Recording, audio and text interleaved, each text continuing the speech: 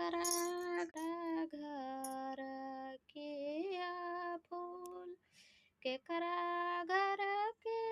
दौरू सुपेलिया केकरा घर के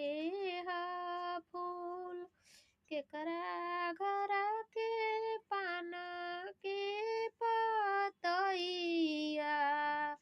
छठी माई करीना कबूल छठी माई करीना कबूल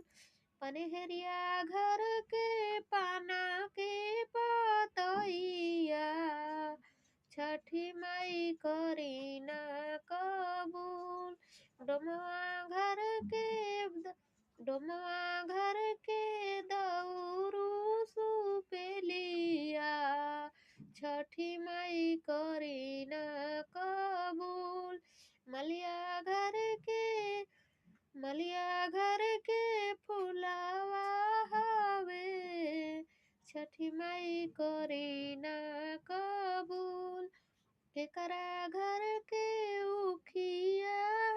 छठी माई करीना कबूल केकरा घर के दिया ढकनिया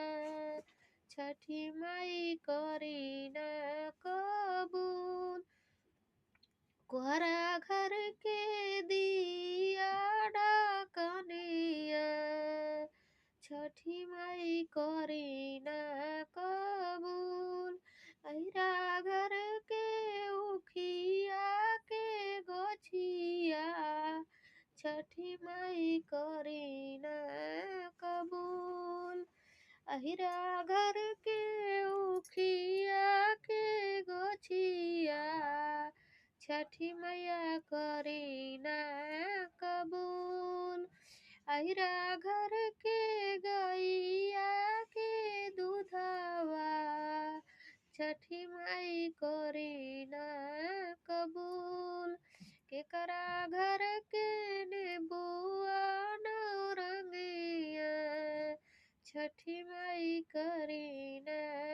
कबूल